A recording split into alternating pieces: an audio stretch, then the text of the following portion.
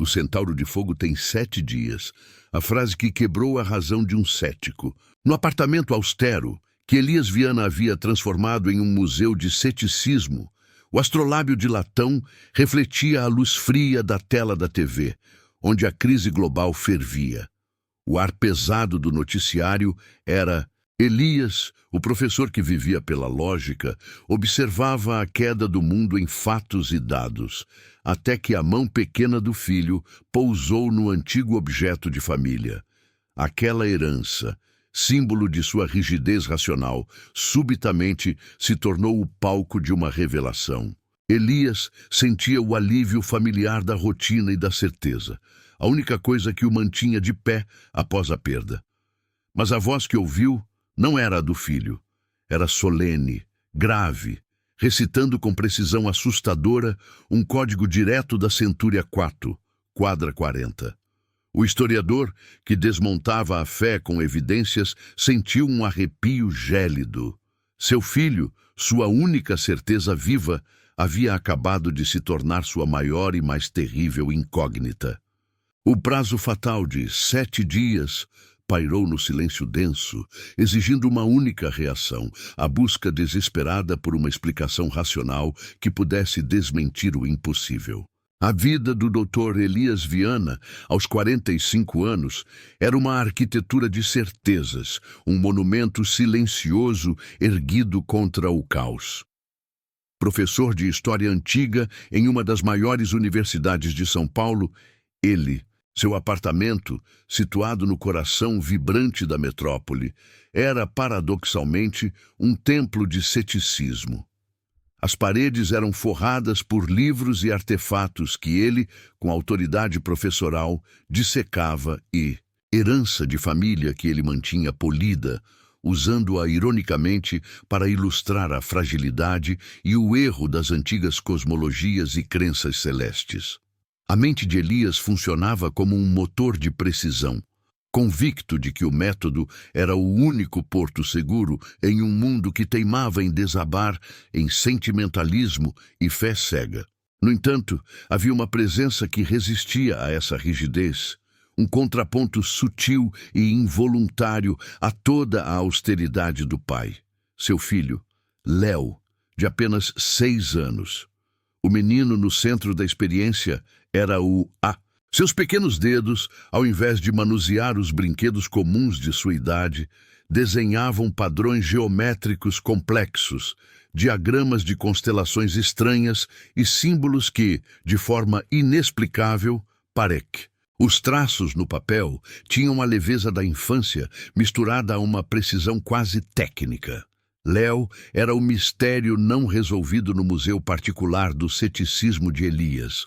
O ponto de interrogação que o pai, o historiador, teimava em classificar como mera imaginação fértil. O cotidiano daquela família era uma dança delicada entre a gravidade dos estudos de Elias e a leveza das brincadeiras de Léo.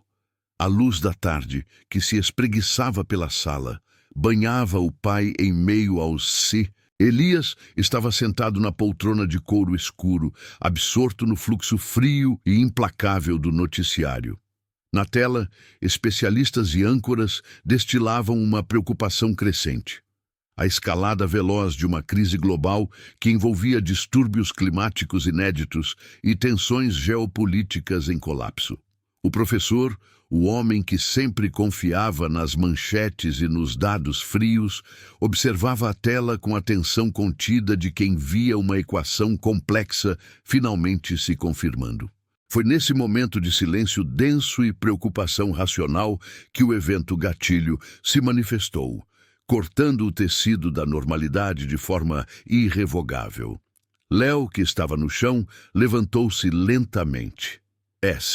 A mão pequena de Léo pousou no metal frio do astrolábio. Aquele gesto simples foi o ponto de inflexão que dividiu a vida de Elias em um antes e um depois. A voz infantil do menino, no centro da experiência, transfigurou-se de repente. Não era mais a voz doce e vacilante de uma criança de 6 anos. Tornou-se uma voz grave, quase solene, carregada de uma autoridade inédita, com um tom de quem recitava uma fórmula antiga e irrefutável. Léo proferiu a frase que paralisou o professor de história. O centauro de fogo tem 7 dias. Está escrito na Centúria 4, quadra 40. Não havia hesitação. Não era uma pergunta curiosa, nem o eco de... O homem que desmontava a fé com fatos sentiu um arrepio gélido que começou na nuca e desceu pela espinha. Ele tentou falar, mas a garganta estava seca, o ar escasso. Seus olhos, acostumados a enxergar a clareza da prova material, encaravam o filho com uma mistura de pavor e fascínio. A mente racional gritava por uma explicação, mas o coração, um músculo que ele julgava ter sob controle, pulsava com o ritmo acelerado do medo irracional. O evento gatilho havia se manifestado, plantando no meio daquela sala o mais perturbador dos contrastes. A única certeza de sua vida, o filho amado, acabava de se tornar a maior incógnita. Léo continuou. A luz do dia diminuía, e as sombras alongadas na sala pareciam dar vida aos símbolos gravados no metal. O que havia saído da boca de Léo não era apenas uma citação. Era uma ponte inesperada entre o pá, buscando um documentário esquecido, uma conversa de vizinhos, qualquer explicação lógica que pudesse esmagar a nascente de um mistério que ameaçava engolir toda a sua estrutura de crenças. Mas não havia nada. A fonte era o próprio menino. O silêncio que se seguiu era pesado, quase ensurdecedor. Elias observou o filho, que voltou a ser apenas Léo, o garoto de 6 anos, que se afastou do astrolábio para pegar seu carrinho. O evento perturbe. A frase de Léo, o centauro de fogo, repetia-se como um mantra obscuro no cérebro do historiador. Ele sabia, em sua essência, que aquilo não era uma brincadeira. Era o início de uma jornada que o Fô, a atenção ainda sutil, começava a tecer sua teia, puxando o professor para um abismo de dúvidas que ele jamais imaginou existir. Ele, o homem que vivia para provar o erro alheio, estava agora diante da impossibilidade de provar a própria sanidade. O astrolábio no centro da sala parecia agora menos um objeto de ensino e mais um portal adormecido. Elias o observou.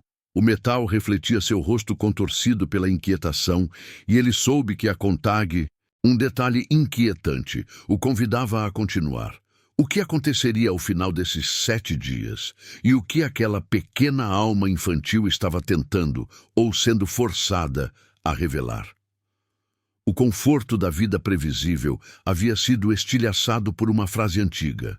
No confronto e a escalada, primeiras provas e resistência. O sol da quarta-feira chegou, mas não trouxe consigo a luz da clareza. Para a pessoa no centro da experiência, o Dr. Elias Viana, o dia seguinte ao evento que quebrou a normalidade foi dedicado inteiro. Ele culpou a televisão ligada, o documentário de história que assistira na véspera, até mesmo uma conversa de vizinhos na fila da padaria. Qualquer coisa, absolutamente qualquer coisa, que fosse menos.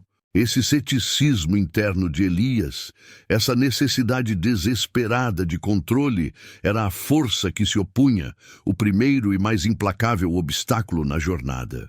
Ainda preso nessa tentativa de enquadrar o inexplicável em uma moldura científica, o professor buscou a ajuda profissional de seu aliado mais racional, o neurologista Dr. Ricardo Mendes. Ricardo, um vet. Elias descreveu o episódio com precisão clínica, omitindo apenas o terror visceral que sentira, transformando a experiência em um mero déficit de atenção ou uma fantasia verbal. Ricardo ouviu com... Após uma série de testes neurológicos básicos que Léo passou com a indiferença calma de um adulto entediado, o diagnóstico inicial veio. Baseado apenas na observação e nos dados, o médico sugeriu uma provável hipersincronia, uma exacerbação da capacidade cerebral de processar e interligar informações, mas nada de sobrenatural. Naquele momento, um breve alívio percorreu Elias. A ciência havia nomeado a anomalia, e nomear era o primeiro passo para controlar. Ele respirou fundo, sentindo o ar frio do hospital limpar um pouco o astrolábio, os símbolos, a frase antiga, tudo poderia ser reduzido a uma falha na fiação, uma peculiaridade biológica. Era o ponto baixo no carrossel de emoções, um momento de esperança induzida pela autoridade médica. Contudo, a verdade, como um rio subterrâneo, sempre encontra uma forma de emergir. As primeiras provas concretas surgiram nos desenhos de Léo. O menino, antes focado apenas em formas celestes abstrata, eram idênticos, em cada linha e curva, aos desenhos ocultos nos manuscritos originais de Nostradamus, aqueles mesmos que Elias guardava trancados em um cofre de segurança máxima na universidade. O professor passou horas na mesa de jantar, comparando os desenhos feitos a giz de cera do filho com as imagens digitalizadas de seu acervo. A coincidência era estatisticamente impossível. A tensão, que havia diminuído após a visita ao neurologista, recomeçava a subir de forma contida, silenciosa, mas implacável. Não havia gritos na casa, nem alucinações óbvias, apenas o desconforto frio. O pequeno, no centro da experiência, agia com a mais perfeita inocência, mas seus dedos continuavam a traçar segredos de séculos passados. O símbolo recorrente, o objeto central da vida de Elias, transformou-se no palco de uma nova revelação. Numa tarde de quinta-feira, enquanto Elias preparava suas aulas, Léo pegou um giz de cera e, com um cuidado quase ritualístico, o menino começou a desenhar símbolos específicos, não nas bordas, mas diretamente no metal polido e frio. Elias observou, paralisado, os traços efêmeros do giz de C. Elias, então, lembrou-se de uma página oculta, uma cifra que ele havia desvendado anos antes, mas que jamais havia relacionado ao astrolábio. Ele correu para o cofre de sua biblioteca, e a verdade, os símbolos desenhados por Léo sobre o astrolábio correspondiam, com precisão milimétrica, àquela página cifrada, um mapa estelar secreto contido no manuscrito de Nostradamus. O objeto de sua fé na razão estava, na verdade, codificado com o mistério que ele mais temia. Se Ricardo estava certo sobre a neurologia, como Léo sabia sobre a cifra no astrolábio? A barreira racional estava rachando, e o historiador via seu mundo de fatos ser engolido pela possibilidade do I.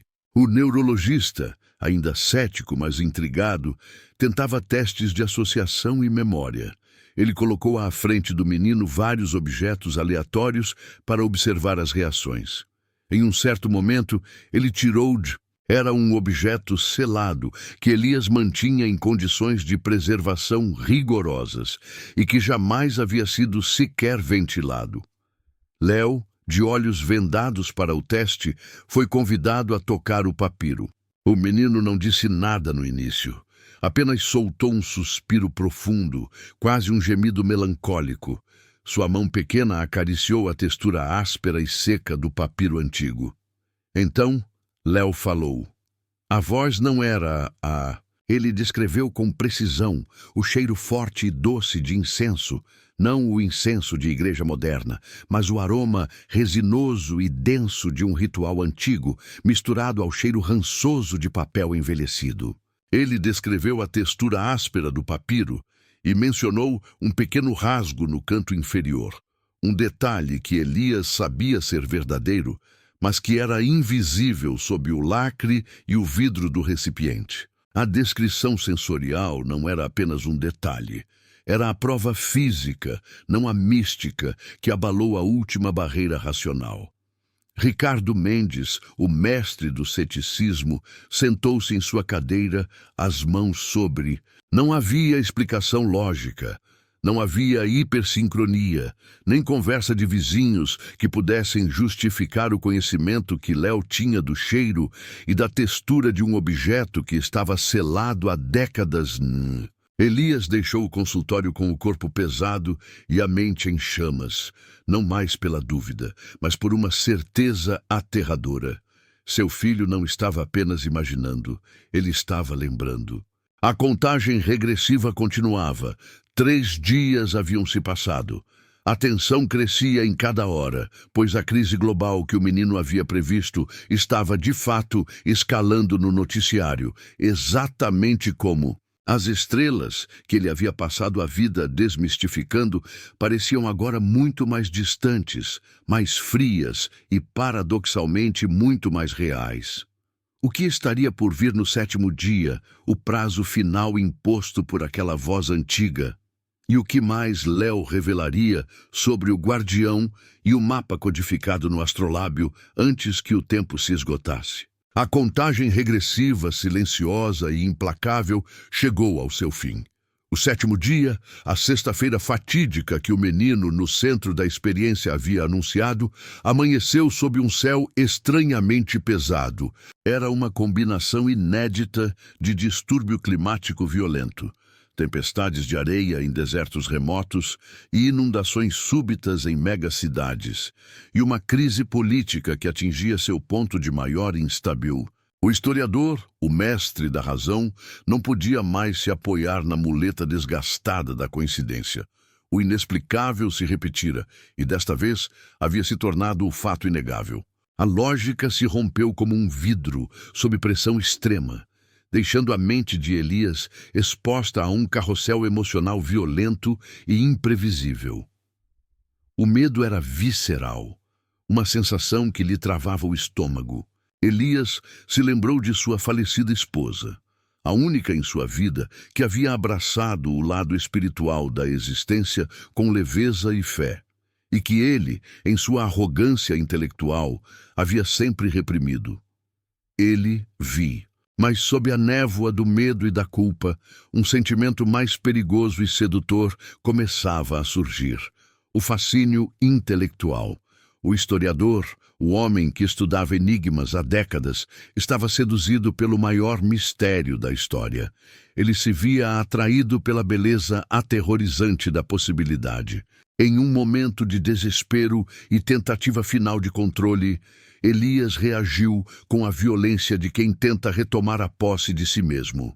Ele recolheu todos os desenhos de Léo, as folhas cheias de pictogramas. Com as mãos trêmulas, pegou um isqueiro. Ele precisava queimar a evidência, apagar o mistério, fazer Léo voltar a ser apenas o garoto de 6 anos que ele conhecia. Enquanto a primeira chama lambia a bor, Léo, que havia acompanhado o pai em silêncio da soleira do quarto, aproximou-se. Ele não chorou nem tentou recuperar os desenhos. Com uma serenidade que não lhe pertencia, o pequeno tocou a mão de Elias. Aquele toque, leve e firme, era o ponto mais alto do carrossel emocional, uma súbita ponta de esperança contra o desespero. Léo falou, mas não com a voz antiga da profecia, e sim com a ternura de quem consolava. Não tenha medo, papai. Não é para assustar. É só para alertar. A missão é só acender a luz, não temer o escuro. Naquele instante, a dúvida racional de Elias finalmente se transformou em busca emocional. Ele percebeu que não estava mais lutando contra uma doença neurológica, mas sim contra uma verdade que seu coração precisava aceitar. O homem da razão, que havia desprezado a espiritualidade, fez a única coisa que lhe restava. Ele ligou para sua cunhada, Isabel, uma mulher que vivia fora do rigor acadêmico, ligada a estudos esotéricos. Elias não buscou uma cura para o filho, mas sim uma proteção, uma forma de entender o mistério sem destruí-lo. Isabel chegou à noite. A presença que resistia ao racional de Elias encontrava pela primeira vez um aliado fora do lar. Enquanto Elias, perturbado, tentava explicar a história dos 7 dias do Astre, foi ela quem introduziu a revelação mais íntima e inédita. Ela falou de uma lenda familiar que remetia à linhagem de sua falecida irmã, a lenda do guardião dos séculos. Segundo a tradição, essa alma não era profeta, mas um mensageiro que reativava a sabedoria ancestral, codificada em símbolos e objetos comuns. Léo, que brincava silenciosamente com um bloco de madeira no tapete, pareceu reagir à palavra guardião. Ele ergueu os olhos e cravou o momento em que a revelação surge. O ponto sem retorno da jornada. O menino sussurrou o nome do guardião, um nome que Isabel não ousava pronunciar em voz alta, e complementou com a clareza de quem estava acessando uma memória perfeitamente catalogada. Ele deixou o caminho das luas em uma adaga antiga, papai, a adaga de Marsella. Elias gelou. Ele possuía uma adaga. Acreditava ser um souvenir barato que seu avô, um colecionador excêntrico, havia comprado em um mercado de pulgas na França. Ele a mantinha em uma caixa, esquecida. A menção ao nome da adaga e à cidade de Marsella não era mais uma coincidência. A busca emocional de Elias o levou ao cofre menor, onde o objeto estava guardado. Sob a luz fria de sua luminária de estudo, o professor pegou a adaga de bronze escurecido. Era pesada, fria. Ele a examinou com o olhar clínico que usava para estudar papiros milenares. Mas desta vez, com a ajuda de um pano e um pouco de polidor de metal, ele começou a limpar a lâmina. O que ele julgava ser a pátina do tempo e arranhões insignificantes revelou-se sob a limpeza meticulosa como uma série de microgravações minúsculas e perfeitamente simétricas. Elias pegou sua lupa de historiador e seus olhos se arregalaram. Os símbolos eram idênticos, em escala reduzida, aos desenhos que Léo havia feito e aos códigos que ele havia encontrado na página cifra. A centúria não era apenas uma profecia esotérica. Era um mapa oculto, um sistema de localização estelar ativado no momento de uma crise global. O objeto de sua fé, o astrolábio, era o decodificador, a adaga, o mapa. E a pequena alma no centro da experiência, seu filho, era a chave que ativava o código. O chão de certezas de Elias havia desmoronado por completo, mas em seu lugar havia nascido uma nova forma de compreensão. Ele não sentia mais medo, sentia o peso de uma responsabilidade ancestral. A atenção havia se transformado em um foco determinado, uma aceitação melancólica do inexplicável. Ele olhou para a adaga, depois para o astrolábio e soube o que precisava fazer. A jornada não terminaria na sala de um neurologista, mas sob as estrelas. O momento que convida a continuar era claro. Elias agora possuía o mapa, o que ele encontraria quando projetasse as coordenadas da adaga no mapa estelar do astrolábio. E o que a alma antiga diria quando fosse confrontada sob a fria luz das estrelas. O confronto final e emocional não ocorreu em um campo de batalha, mas sob a projeção fria de estrelas mortas. Elias havia escolhido o planetário desativado da universidade. Um local que representava a sala circular, escura e silenciosa, era o palco perfeito para o momento de maior tensão emocional. No centro, sob o domo côncavo que um dia projetou o cosmos com precisão científica, repousava o astrolábio de latão, agora não mais um artefato de ensino, mas um portal. O professor, a pessoa no centro da experiência, estava ali com Léo. As mãos de Elias tremiam levemente enquanto ele finalizava a instalação. A cena era carregada de uma intensidade sensorial. As luzes de São Paulo, que brilhavam lá fora, pareciam ter sumido, engolidas pela escuridão da sala. O ambiente era dominado por um frio cortante, um vento gélido que parecia invadir o local mesmo sem janelas abertas. Um presságio de que algo antigo e vasto estava prestes a se manifestar. Elias ligou o projetor. No teto do domo, as coordenadas celestes gravadas na adaga se iluminaram. formando um padrão que a ciência moderna não reconhecia, mas que o astrolábio parecia interpretar. O metal do objeto, sob o fogo, Léo, parado sob o reflexo do astrolábio, no ponto exato da projeção, ergueu o rosto. Seus olhos castanhos, antes apenas curiosos, fixaram-se no teto, no mapa estelar que girava lentamente. O menino entrou em um transe profundo, o pequeno corpo imobilizado, mas a presença que resistia à lógica, a alma antiga, tornando-se palpável. A voz veio. Não era o murmúrio infantil de Léo, nem o tom solene do evento gatilho. Era um som novo, denso, com o sotaque grave e inconfundível de um francês do século XVI. Uma voz que parecia ecoar de dentro da própria câmara escura. Era Michel, a alma codificadora, o guardião dos séculos. O clímax emocional atingiu o ápice com a catarse. Michel não profetizou o fim do mundo, nem anunciou um juízo final. Sua mensagem foi dirigida unicamente a Elias, o historiador cético. O guardião o confrontou com a única escolha que importava. A voz antiga falou sobre o medo de Elias, sobre sua obsessão em controlar o incognoscível para aplacar a dor da perda de sua esposa. Ele não o julgou, apenas o expôs à sua própria humanidade. O segredo inquestionável foi revelado. Nostradamus, o homem, não era um profeta que previa o futuro, mas um historiador e astrônomo que o codificou. Ele não tentou assustar a humanidade, mas sim Scon. O guardião explicou que o código não era para o juízo final, mas sim para o início de uma nova consciência humana, que seria alcançada através da aceitação da verdade. A catástrofe não era um destino, mas um espelho, e a chave para atravessá-la era a escolha de Elias, de abandonar o ceticismo em favor de algo maior. O confronto interno entre fé e razão, medo e aceitação, vida e morte, se desenrolou em silêncio no peito de Elias. Ele, o homem que buscava a prova material, recebeu a prova emocional mais esmagadora de sua vida. O mapa estelar projetado não indicava um tesouro ou um cataclismo.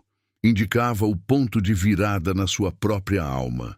Elias soltou o mapa estelar que tinha nas mãos. Ele não se importava mais com a profecia, com Nostradamus ou com o destino do mundo. Ele só queria o filho.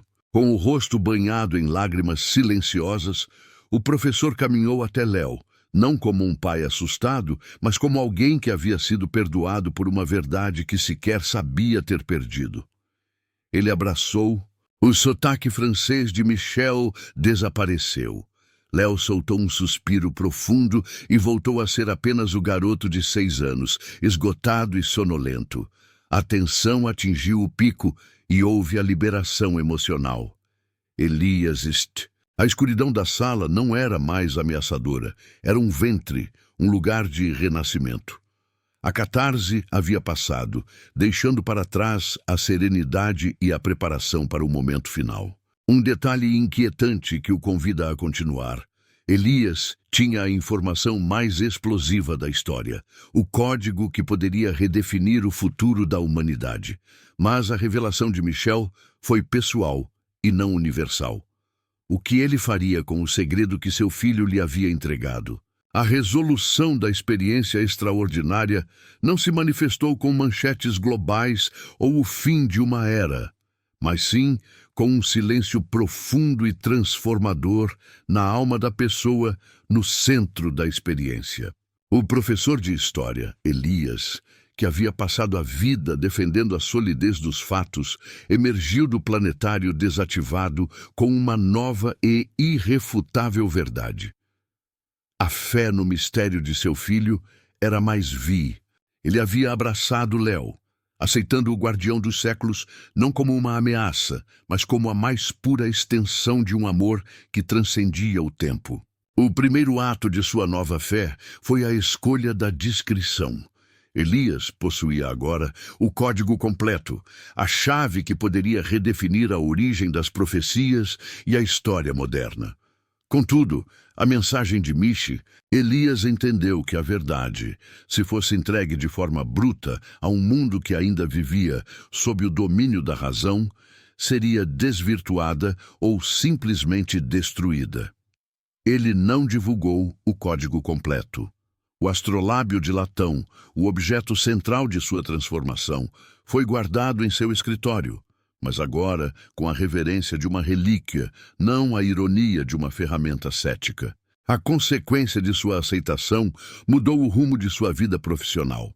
Elias abandonou a história antiga, que se dedicava a desmistificar, para se dedicar a uma área nova e mais espiritual, a arqueólogo. Em suas novas palestras, o tom mudou de autoridade científica para uma autoridade emocional, defendendo a sustentabilidade, a união e a responsabilidade coletiva.